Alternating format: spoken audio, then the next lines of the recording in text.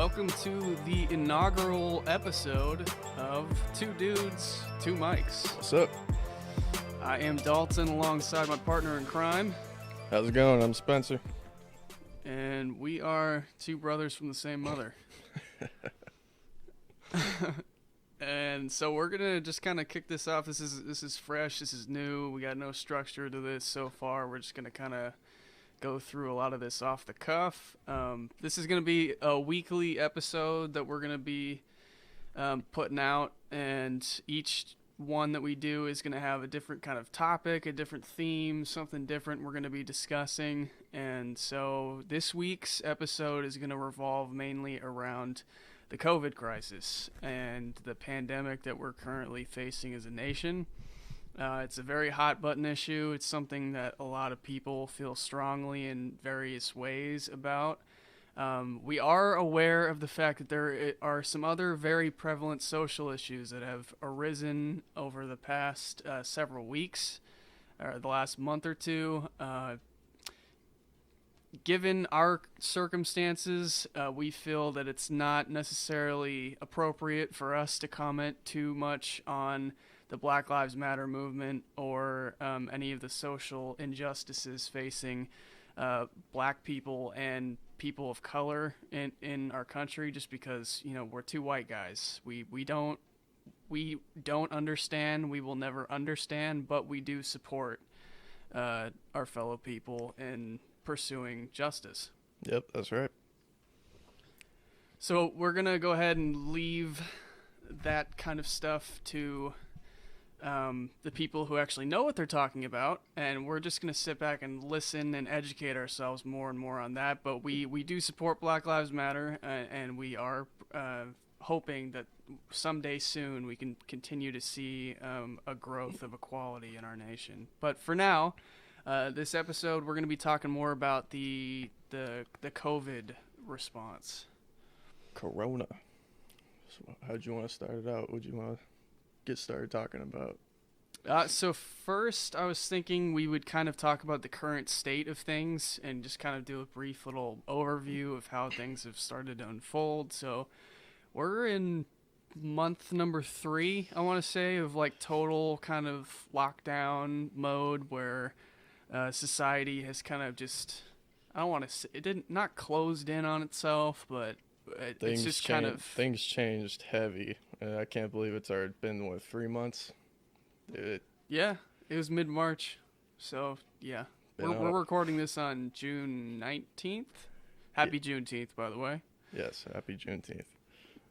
Hashtag replace Columbus Day with Juneteenth. No more 4th of July. Fan. No more 4th of July. Man, so 3 months of this already. I've been out of work for 3 months already, man. Holy crap. How have you been holding up? It's a rough adjustment. I'm a very social person. I like to talk with people, go out and meet people, and obviously when you're on home lockdown a lot, it starts to wear on you a little bit. Yeah. It's something that definitely takes a lot of adjusting for. It definitely helps when you have a supportive family group and people who are close to you that you can stay in contact with via phone, email, Zoom, whatever safe ways of communication you have during this time. But I think there are lots and lots of people out there that are suffering quite a bit from this, from isolation, from just missing out on human interaction. Well, I don't think nobody ever saw something like this coming. Nobody could have prepared for something like this, where you go day to day, work, school, whatever you're doing, social interactions with all your friends, and then just all of a sudden, I mean, it was kind of gradual, but then there was that point, I don't know exactly when, where everything kind of just changed, where we're staying home, masks when you go outside, you limit the social contact as much as possible. I don't think anyone could have prepared for that. Right, including our government.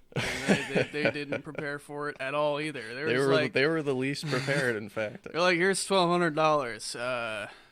That was probably the funniest thing I've seen in my entire life. Was here $1,200 for this. That was unbelievable. Yeah, Especially living here in California. yeah, California rent prices. Oof. Anyway, so yeah, we find ourselves in month number 3. I think for the most part, a lot of people have become fairly well adjusted, about as much as you could be, considering everything that's going on, to this new kind of distanced lifestyle where you're mainly just around roommates and your very closest Whoever loved you're ones. living with, Yeah. that's all you're seeing. So it's just interesting to see how these last couple months have unfolded. I mean, the first time that I think I saw this whole thing really start to jump into that oh crap stage. I'm a big sports fan, and so I was watching NBA games all the time, watching any kind of sports that were on TV. And when you first saw Rudy Gobert become kind of like test subject 0 Yeah, that was scary seeing that. COVID, and then they're shutting these teams down. They're not playing, and essentially the NBA just kind of folded down. Yeah, I kind of knew that was the end of the beginning of the end for the NBA once I saw. I knew as soon as one of those dudes tested positive that it was all going downhill from there. That just sucked to see him, and then Donovan Mitchell got it soon after that. That was kind of rough to read that. So I think it's when you start to see these large corporations, these large businesses and entertainment companies start to shut down and start to drastically change the way that they're operating. That was the big red flag for me. And then saying, like, crap, like what is going on? What's going to be happening for the foreseeable future? And here we are in month number 3. I mean, obviously you can't rush science and research and the amount of time and effort that's going to need to go into finding a cure, finding a vaccine, and better understanding the virus. But you're already seeing so many people getting just really fed up with this alternate lifestyle. Yeah, there were people from the get-go that were not having the mask thing, not having the stay-at-home order thing. It was, ugh. I mean, I'm just watching this video on Twitter yesterday. I don't even know why I even care about what this tool thinks, but Aubrey Huff, former beloved, quote-unquote, definitely not being sarcastic best there. first baseman of all time, right? Rally thong and everything. So a former Giants first baseman, won a World Series with them in 2010. Very notorious conservative, outspoken dude on Twitter, and he's just been super critical of anything and everything Democrat and liberal. He's posted this video, this inconsiderate, ignorant video the other day where he's like, I'm not wearing a mask. I will not go out and wear a mask in the stores and stuff. And, it was essentially that whole argument that has been coming from these like-minded people that just think if it doesn't affect me, then I don't care. Yeah. It's people who find themselves at a very low risk, and that it's not really going to greatly impact them. It's like, well, then why should I care? Why should I take the precautions? Tell the immunocompromised people and the old people and the infants to tell them all to stay home. Why should I have to give up my rights? It's that same like Second Amendment kind of mindset. Very very just ill-informed, ignorant, egotistical mindset. And it's like, I get it, man. No one's going to sit here and say that they're loving a lockdown life and that they love quarantine and that they love to just kick back and not have to really go anywhere and not have to, like a lot of people are working from home now and no one's sitting back and saying like, oh, I love working from home and I'd never want to go back into an office again. Of course, a lot of people want to go out and they want to kind of enter back into society and into the community in a regular way, but we're doing what we need to do right now to help protect our fellow people. Yeah, I was just gonna say that's like the whole thing is we're following these stay-at-home masks and everything because we're trying to protect each other as people. It's not like we're out to get like somebody in particular. Like this isn't like a whole thing to get the conservatives or something. Like we're trying to not give each other COVID-19. That's the whole point. Exactly. And, I saw another good post the other day that said, like, at worst, when you wear a mask, if it turns out that this whole thing what was overblown and we didn't need the masks or whatever, then at worst you were just wearing a piece of cloth over your face Yes, unnecessarily. Yeah. Like that does like who's that really hurting? Yeah. But then at best case scenario, you're saving lives. You're saving people from getting infected. You're saving people from contracting this virus who otherwise could very easily get it. And if you're not aware of the science involved of like how often you're spewing, you're coughing, sneezing, any kind of vapors and germs that are leaving your nose and mouth all the time, it's quite frightening how often that you can get your germs and crap everywhere you go. Yeah, it's kind of nuts that people don't just get sick more often anyway without this, how easily germs and everything spread. It's kind of nuts. Right. And then we're going to talk a little bit later more about, how this could then feed into a different looking world now in the future, and how a lot of those germ-ridden places could be going by the wayside. Yep. And just not existing anymore. I do ultimately think, we're in that stage where we're starting to reopen slowly. There's several things out there that are starting to kind of slowly integrate back into society and become a part of the way things are operating again, but it's going to be a very, very slow process, and any kind of large spikes again because of a certain business or a certain aspect of our economy reintegrating, that could just be put right back on hold again. Mm-hmm. So again, right now, the way that things have been planning out, so we have been essentially on lockdown. Going to the store is about like your highlight of the day for most people that are not. If you're not an essential worker, obviously, then you're like the store run is like your way of getting out to go just kind of get out of the house and move around. You can go for a walk, go for a run, go try to visit some parks that aren't shut down at least. Go. Not to interrupt, but was it just me, or when this first started kind of going down, did you notice a huge influx of people going outside and walking and running and stuff? Yeah, you really hesitate to say anything resembling like, oh, there is a bright side to all this, right? Because that sounds extremely insensitive and stupid to say, but you can choose to see like that there might be some more positive things or habits that come out of this. And it's that, we've become such a tech savvy generation, and the future generations are getting more and more addicted to their phones and just staying at home and, video games and just not really getting out and doing more things outside. And then you were noticing that. And then once you took away like the club scene, the bar scene, a lot of ways for these people to go out to other places that are indoors, once everything is shut down, then people feel really cooped up and they want to go outside. Yeah, that makes sense.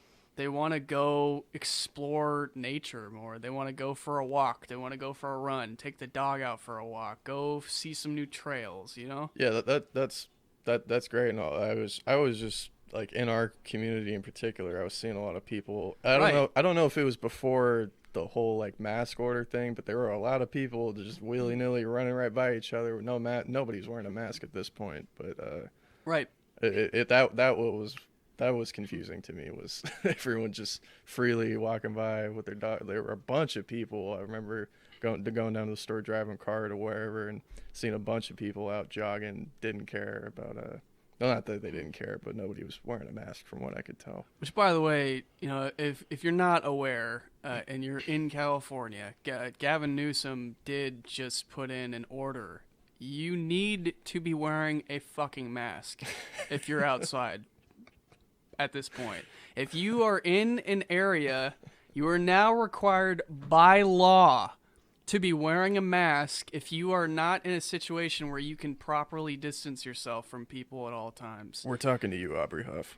So if you're in a store, if you're in any kind of enclosed space or just some kind of area where you know you're going to be coming into any sort of close contact with people, put a mask on your face. I mean, it kind of should have been self-explanatory before the order, but I mean, just I think Newsom's like his reasoning behind that wasn't in Orange County having a big like resistance. Right, and Huntington Beach, dude. I mean, our sister lives down in Huntington Beach, and just the horror stories that we've heard so far. There were huge like anti-mask protests or whatever outside of her apartment. It's pretty funny. It's crazy, and it's just baffling to me how many people just find it in themselves to be so fake self-righteous and just have to go out and, how dare you take my my freedom away from me and blah blah blah. It's just all of these people.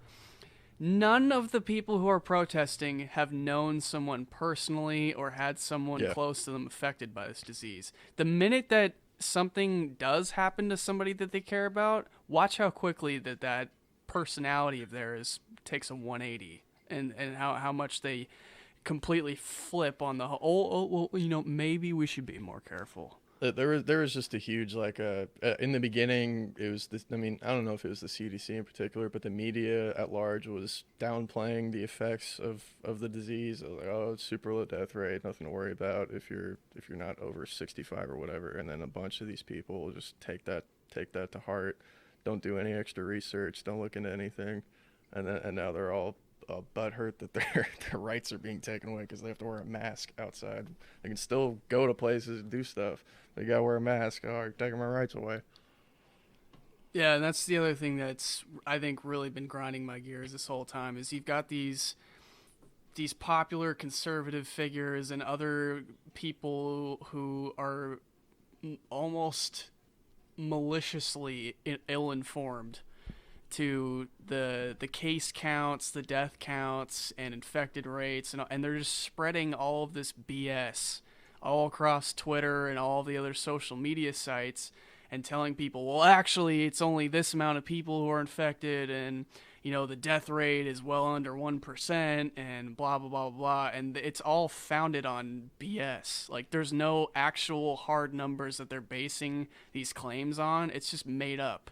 We know people who are working in hospitals close to us. We know what these actual infected rates are looking like, where the spikes are happening, the death tolls and all of that.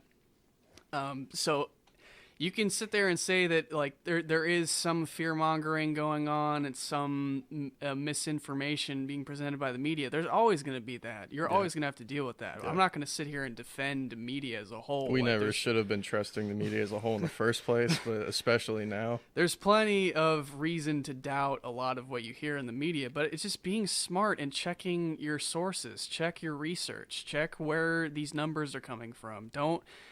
Don't get your information from places that have an agenda. I mean, you need to find the objective sources. As objective as possible. I mean, 99% of these news sources are all going to have an agenda, but... Right, but some far less than others, Yeah, right? It's finding that you're like CNN and Fox. I mean, get out of here. You need to go get your news somewhere else. But yeah, so this whole trend of, it's not dangerous and the under 1% mortality rate and blah, blah, blah. Like, it's just, and then they're saying like, well, it's like not even that contagious. And it's like, just stop it. Stop spreading misinformation. And if you're one of these people that's buying into that, you need to do your homework a little bit better. I mean, in school, you're taught to, for some of your research papers, you got to be making sure that your sources are academic sources. Yeah. No Wikipedia links at the end of your papers. And all y'all be using Wikipedia right now to get your COVID information, and it shows. You know what is kind of like scary though, and it was pretty eye-opening to me, was apparently I haven't confirmed this myself, but I had heard that very early on, I think in December of last year, when the CDC was first starting to get on the whole corona thing before they'd called it COVID, that the CDC was telling people that it wasn't transmissible through the air. That's what the CDC was saying. Yeah. I can't confirm that, but that's just another example of how misinformation can be spread even though they didn't know or whatever. But you can't trust anything from a lot of different news sources. And the other thing that I think is just kind of been frustrating to hear about is, there's also people claiming that like the CDC or hospitals or these agencies that are built upon helping people and making sure that people are healthy and safe and secure have this like slimy backdoor agenda where they're trying to squeeze money out of people and It's all about all the this Benjamins, man. and all this other crap. Okay, if you want to believe that, I can't stop you from believing that, but don't start spreading that information out there when you've got zero information to back that up or zero credibility or anything. It's like they're trying to say like that hospitals get money based off of corona cases and all this stuff, so they're going to falsely inflate the numbers. It's like, dude, if you've ever worked in a hospital a day in your life, you'd understand why people would not be fabricating like horrific cases like those people that absurd. are on ventilators right now. That's absurd. Like, it's just, you're just outing yourself as a very inconsiderate person if you're gonna just like so sheepishly follow along in that train of thought. I mean, just use your head a little bit more, man. Another thing I wanted to say, to my knowledge, is the most accurate Rona map that I've found is the one from Johns Hopkins University. Their website, they're constantly updating it. If you're into news that makes you sad, then you can go to their website and look at their interactive corona map. It's pretty informative. Tells you how many different, I mean, it goes country by country, how many cases, deaths, survivors, all that stuff. So you can get a pretty accurate, or as accurate of a reading as you can get. I think that's the most accurate map I've seen. Yeah. And the other thing, so there's two things I want to make sure that people know when they're taking into account how serious that the virus is. First of all, if you're going to do your own research and math into determining how dangerous this virus is, what the mortality rate is, if you're going to find out those statistics and that information, the number one cause of misinformation, which is leading to all of these minuscule numbers that these clowns are throwing around everywhere, is they're taking the total population of a given country or a given area and then comparing that to the deaths, when that's not correct. You take the total infected people who have the virus and then you compare that to the amount of people who've died. And what would the problem be in our country is, who are we testing? Exactly. And so the testing then becomes its own issue. Yep. And the other problem that I think a lot of people don't really know too much about is that supposedly a lot of these hospitals don't have the most crystal clear communication with each other. And so there are going to be many cases of people who are admitted to multiple hospitals that are a part of different entities. And so that same person, that same individual, test subject A, they could be counted twice as two different corona cases, even though it's the same guy or the same girl, you know? Yeah, it's just a mess the way we're handling this as a country in particular. I mean, I've heard other countries are handling this a lot better. I mean, I'm sure they have smaller populations and stuff like that. Socialism probably helps too, but it's kind of a mess here. Boy, yeah, we really found out how wonderful that capitalistic approach is going. Once people who are living paycheck to paycheck were out of work for a month. We have such an immensely broken healthcare system on top of it, among many other broken systems in this country. So I think that's what's making our numbers seem out of whack here in particular, is like what you were saying with the possibly counting people twice, and now we don't even now people think they can get it a second time after they've already recovered from it.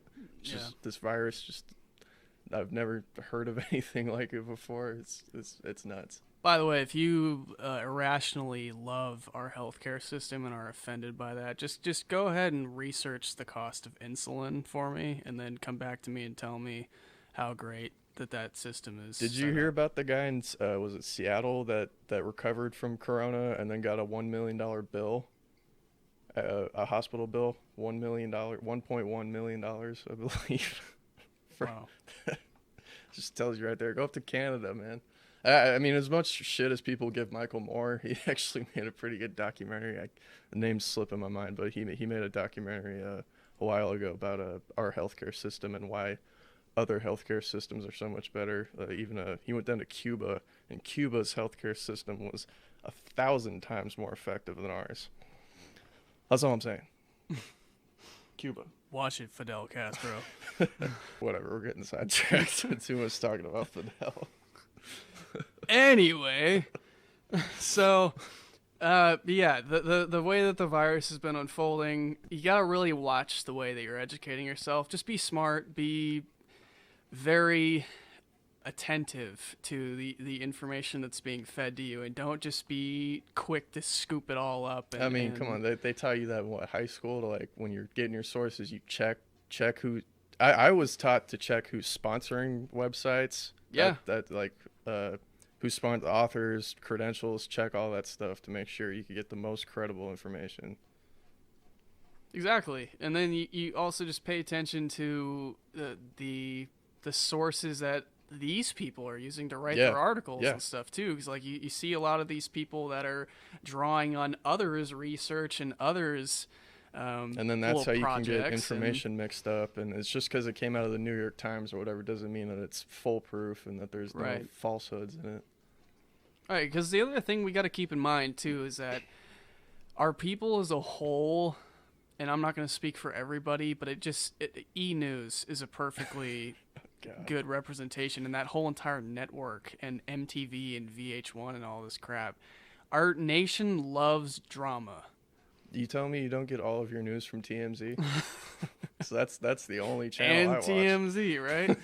But people love to watch stupid shit. They just love to watch stuff that's irrelevant and doesn't matter. It's like, you won't believe what kind of tea Meghan Markle likes to drink with her crumpets in the morning. It's like, dude. Can I just go on record here saying I don't give a single fuck about anybody in the royal family? That's all I have to say. I don't think a lot of people in England do either, if you want me to be real with you. Because, like, what kind of power has the royal family had there in centuries? I mean, I don't think it's existed. The Queen of England is the coolest mascot in the world. She has no power. She's a mascot for that country. Anyway. We're getting sidetracked again. What were we talking about? It's fun. TMZ. Fun getting sidetracked, though. So, the amount of dramatic just BS that you see on all of these different television news outlets and in magazines and online and the tabloid crap. Just I don't know why people eat that. You ever just like in Safeway or something and you see those, what are those magazines called, the National Enquirer?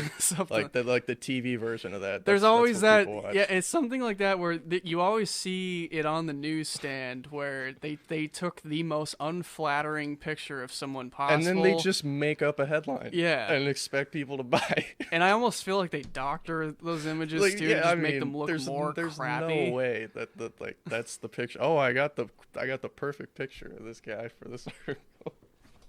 Ridiculous. It's like some of it actually makes you feel bad for these celebrities at times, because like I know they make a ton of money, but like imagine being followed by crazy people literally every day, and they're just trying to take the most shitty shots of you possible and just make you look to be a crackhead on the cover of the National Enquirer. Everybody on that magazine looks like a crackhead.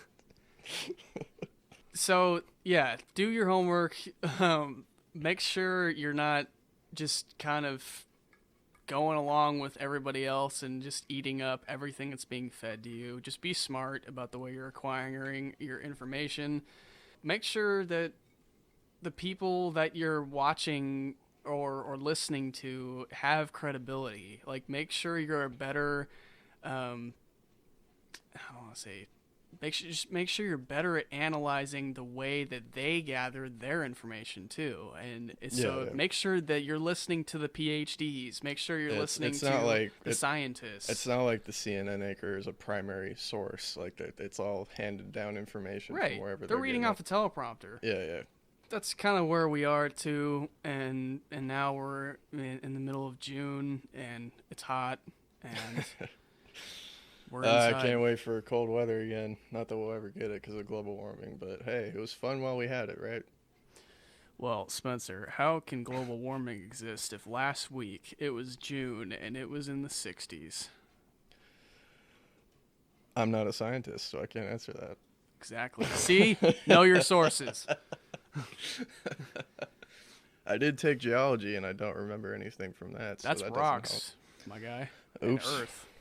See? Shows you how much I paid attention. Anyway. So, yeah, now we want to kind of talk about more of the reactions of people, too, and just how people are taking the current situation. So we kind of outlined more about, how we got up to this point and the way that our society first reacted to the coronavirus. But now, and it's like, I understand there's plenty of other reasons to go get socially involved right now, and there's lots of other important factors that are facing our society. I'm not gonna dare take away from any of that.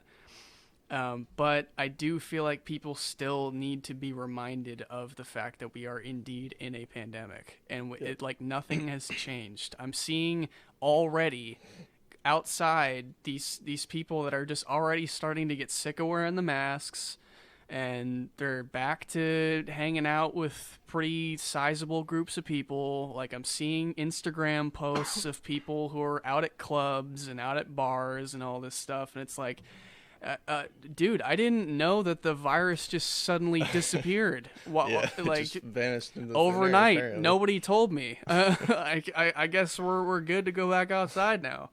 And it's just like, I don't think these people understand that the point of going into this more lockdown style of life and kind of just tamping down on our society, it wasn't this just super temporary thing, right? We're still living in unprecedented times, and people will want to look at the fact that when we were completely shut down there for like a good couple months, they're going to say like, oh, well, because I know that the hospital cases around us, I can't speak for too many other parts of the globe, but anywhere that was near us, the cases shot down dramatically, and they were kept under control for the most part. But it's because social distancing was working. Yeah, we were down to single digits, I think, around here. Right. And so people were looking at that, though, and then falsely coming to a conclusion that's like, well, we don't even need social distancing then. It's like, beat it. Because it's not that bad, right? But no, it's like, dummy, it's because we were not putting ourselves in situations as a society where people could get infected and then die from this.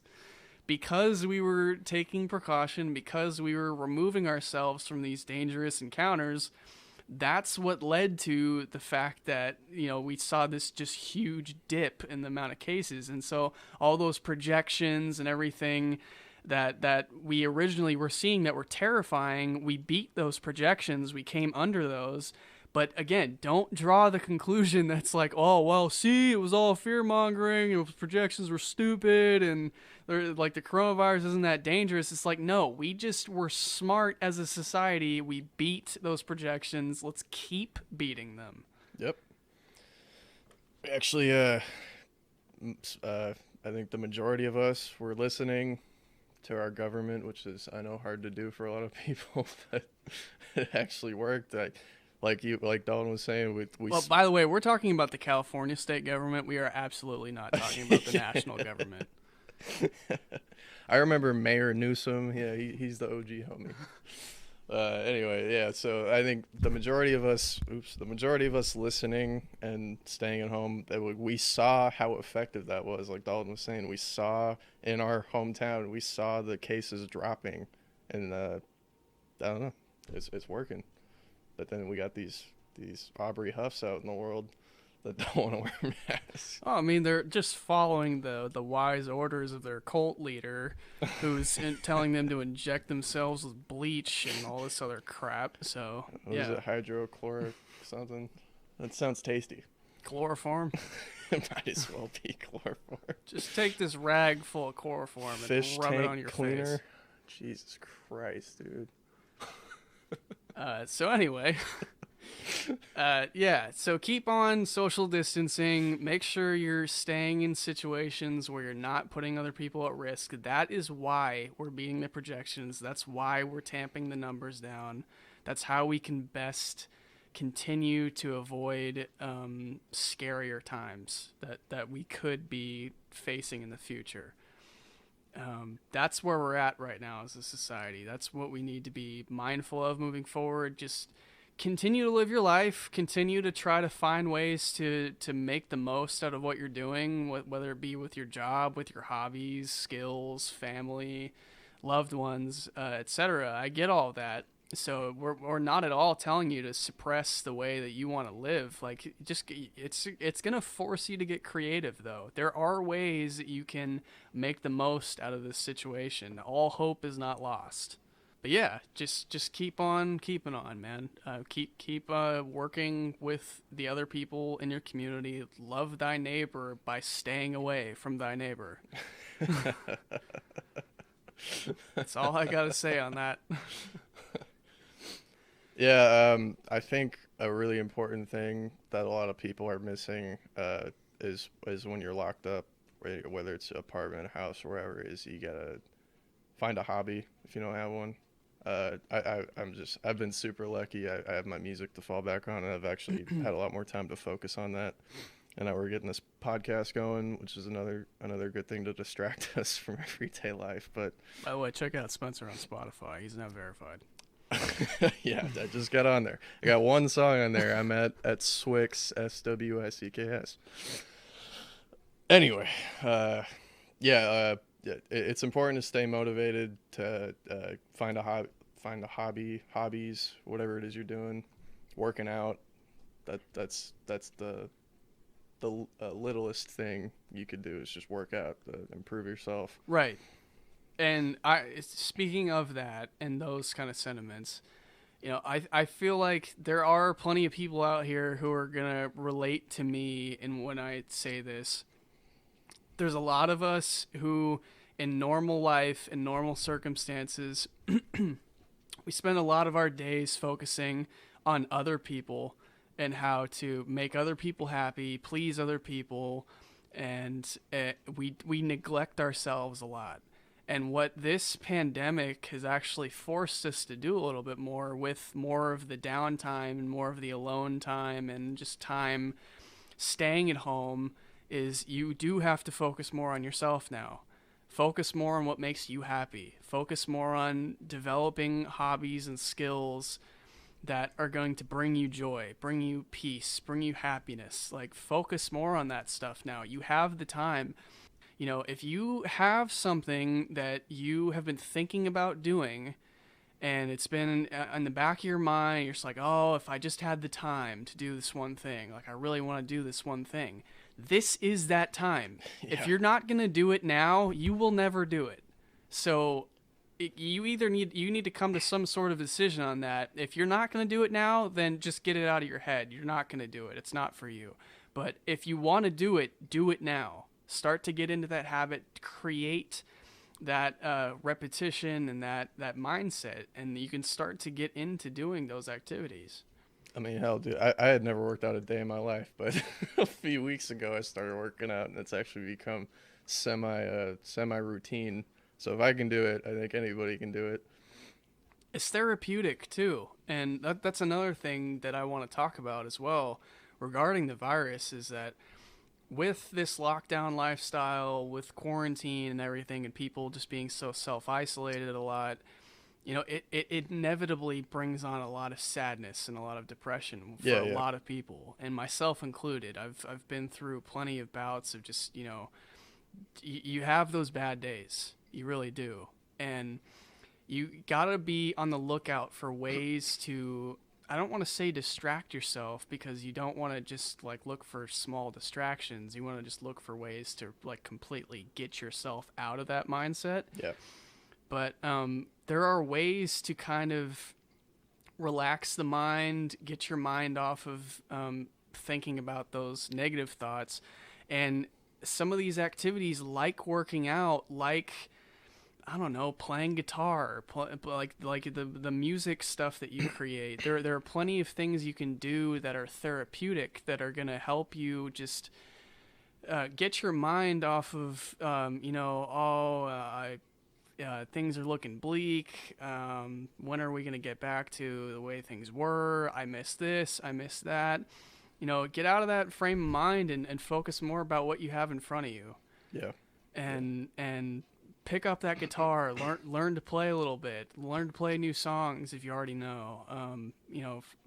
Go work out.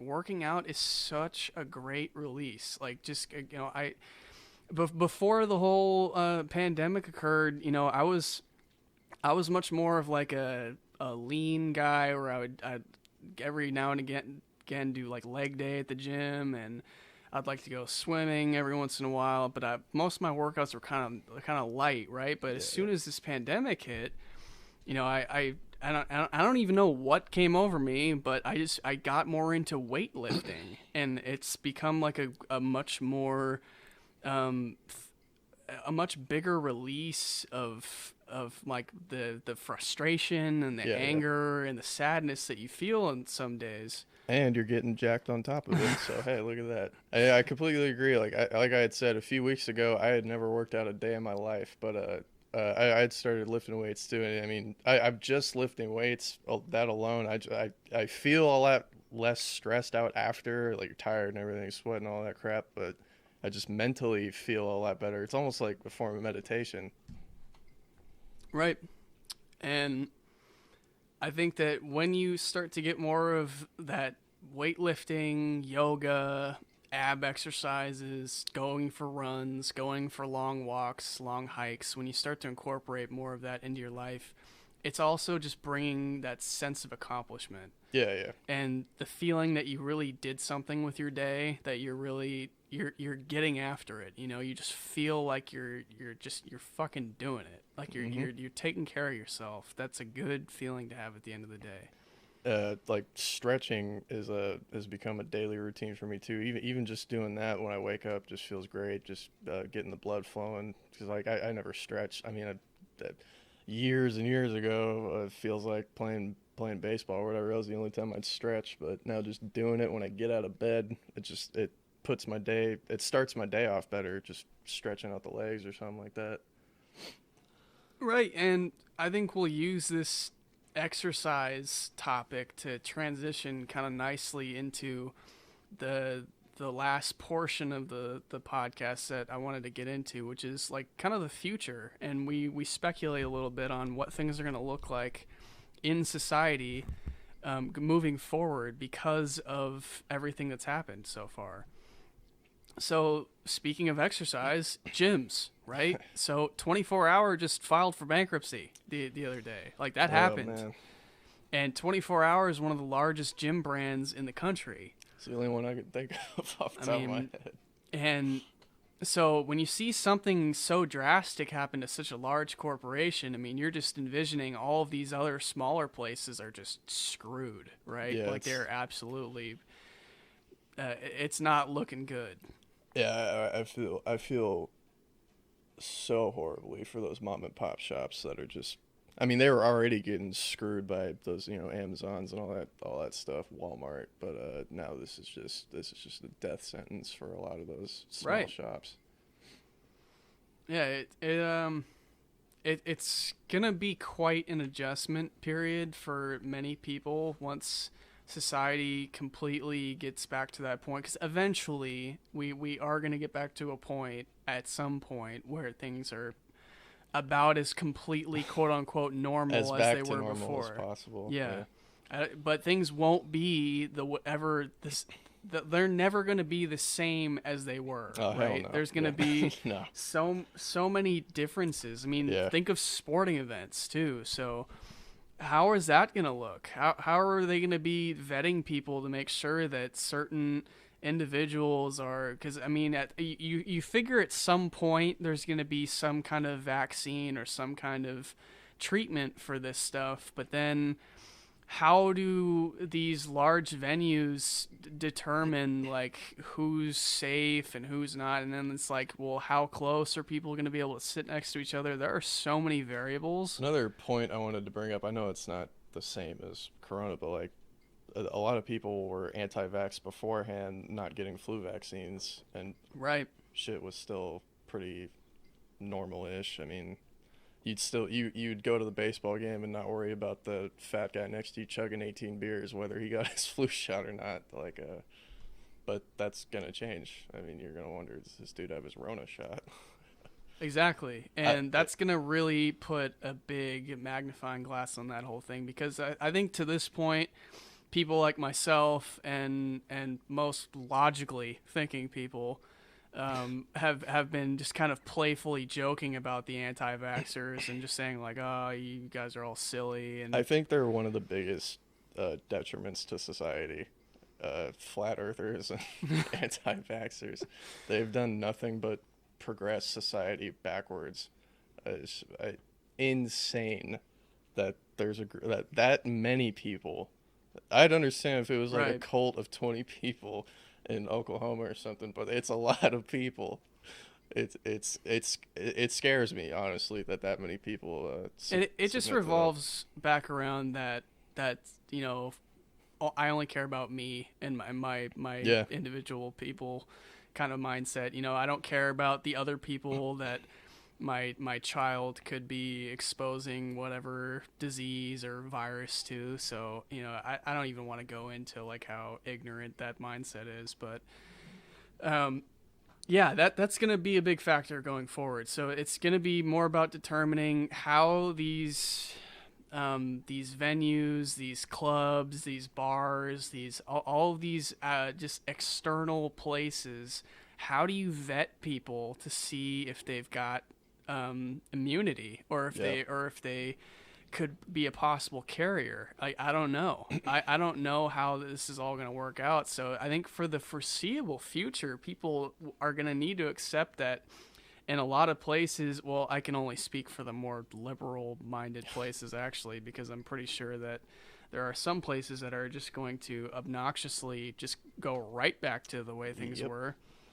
I think 'Cause we're they're sadly already out there. already seeing that happen. Already wearing no masks and stuff. But for the more forward-thinking places, we could be seeing some form of social distancing carved into almost everything that we do for like the next couple years. Yeah, that's the bleak outlook. I have a prediction that somebody, whether it's a corporation, company, or an individual, that patents some kind of super quick test or something. That's the only thing I could see that potentially changes that bleak social distance looking future. But with how slow the testing and everything is going, at least in this country, I don't see any of that happening anytime soon. Yeah, and then you just think about movie theaters, the way that retail shops are set up, where you have people going in and trying stuff on. Yeah, how many malls are getting shut down? Exactly. Just all of these non-essential places. You can't help but wonder, how does this operate? How does this work now once we decide that we're going to try to integrate it back into society? Yeah, let's be honest, 90% of mall shops were garbage anyway, so good riddance. But they were always non-essential. But then that also just it's a drastic change for so many people's life, because so many people spent so much time at malls, window shopping, and I feel bad for obviously the people working there, like the teenager that was just trying to make a buck working at whatever mall store it was. I feel bad for those. That is people. the other thing though you just brought up is the severe loss of jobs, a large drop in Have we ever seen unemployment this high ever? No. I don't know the number right now, but it's pretty staggering. Thanks, Obama. Didn't he actually lower unemployment? I can't remember. Yeah, the bleak outlook of our society. Try to be positive, I guess. So, like, I know a lot of us rely on movie theaters and malls and a lot of these different sources of entertainment to keep ourselves satisfied and happy and give us things to do, right? But just in the meantime, like we were talking earlier, make sure you have those other plans from home and plans that are more local Yeah. to keep yourself feeling good. Just make sure you have other ways to bring that source of happiness into your life. But we are going to see, I mean, obviously AMC Theaters has come out and said, like, hey, we're going to be coming back in like a month. And I'm sure we're going to be seeing the malls start to slowly figure something out in the next month or two also, where once we get progressively further into the phases of reopening the country. But I in the meantime, just don't operate under the assumption that a lot of these things are going to go back to the way they are. Make sure you have those other sources of joy and content in your life so that essentially just operate under the fact that you're going to need to make some quite permanent changes to the way that you live. I think what was important for me was just prioritizing what is essential to me in terms of, like, you know, Right. family, friends. I don't need to go buy clothes like that often. You know, stuff like that. I don't need to go to the store every day to go buy a soda. You know, stuff like that. Like what is essential to you? Your hobbies, what to keep you happy. Your happiness is essential to you. You need to figure out some stuff that's going to help you stay happy in whatever apartment, house you're in. What essential people you want to stay in contact with, stuff like that. That's good to prioritize right now. Exactly. Yeah. Yeah. The other thing, I guess the other thing that we kind of glossed over, though, that I think a lot of people are going to be missing out on. Granted, this isn't indoors, but it's still going to be a factor. It's like, what about youth sports? Yeah, that's damn, dude. I didn't even think about that. And I'm not even it's all kinds of youth sports. So like anywhere from girls softball to men like the It was like NJB, Little League. What I don't know what the soccer league. Pee-wee football, just all kinds of different stuff where it's going to be pretty dramatically impacted by the way that things have been operating right now. Like maybe not down in Texas again. Like I don't know how much they're going to ignore the precautions down there. But in California, it's going to be quite an adjustment period. Oh, yeah. It's kind of nuts just to think between the both of us how much time in our lives combined we had spent playing Little League or whatever basketball league. Like that's a lot of time that we spent in those leagues, and there's a lot of kids that potentially won't get and that. A lot of kids need that as an outlet too. Yeah. They need to have some sort of, you don't know what stuff they're going through at home. You don't know what kind of if they grew up in a rough neighborhood or if they just it's a good outlet to get out, go socialize with people. I met a bunch of friends playing baseball, and then just it's fun to play baseball. I mean, it's fun to learn a craft and then go out and practice and play. Yeah, absolutely. And then that kind of leads you, like when you're talking about the youth sports and the kids and everything, then you're talking about schools too, and how our schools going to be operating. Because I mean, everything that I've only really heard much about colleges, and the fact that I know in the fall colleges are basically not going to be operating in person. All I know is all my fall classes are going to be online, so that's all I know for now. Yeah, and rightfully so. I mean, I would think that the only reason you would need to bring someone in class is if it's like a lab. You were doing some socially distanced, like bio or chemistry labs, right? Yeah.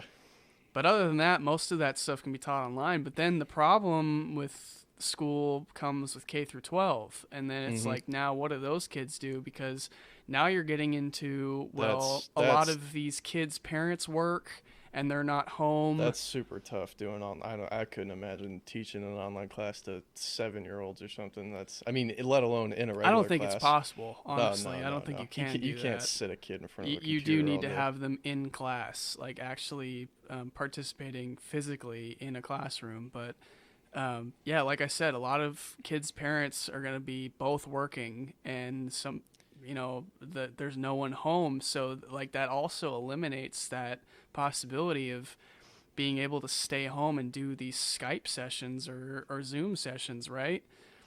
So, what's the alternative here? Are they going to socially distance the classrooms more? I think I heard someone say that they might do like 3-day school weeks instead of 5-day school weeks. I was hearing, I don't know the details of how they'd work it out, but is it in China where they sit kids in classrooms and then they have the teachers rotate? Right. Yeah. I was actually bringing that up the other day too, and saying that that's like, I don't understand why we don't do that here, because that makes things a lot easier. Way more effective system anyway. I mean, obviously that it brings forward much more exercise and opportunities for kids to get up and socialize and stuff when they're able to get up and go move themselves. Yeah, but it's like, how do you socially distance recess? I think that's one of the problems with those little kids. That is another problem too. And it's like we are already facing enough of a problem with like a childhood obesity and lack of physical exercise and everything. It's important. Like, as funny as it sounds, like that recess time was important for a lot of kids. You can't sit a first grader in a class all day. He's got to get up. Right. Yeah. I'm not sitting a 7-year-old down in a chair and telling him he can't move for like 8 hours. It's borderline criminal. And yeah, it's now more than ever, be kind to your teachers, please. I mean, Spencer could tell you that more than anybody. I mean, he has he has been working one of the more rewarding jobs, and our little sister's looking into teaching as well. So I mean, please be kind to your teachers. They're so underappreciated, so underpaid, and so underacknowledged. We really owe a lot to them.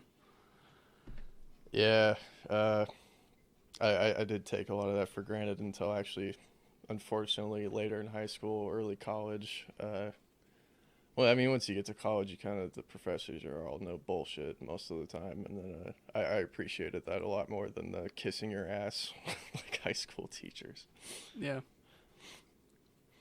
And it's something that I'm considering too. I mean, I'm still kind of debating on like what I want to do long term in my career path, and I don't know if I could handle like working with little kids, right?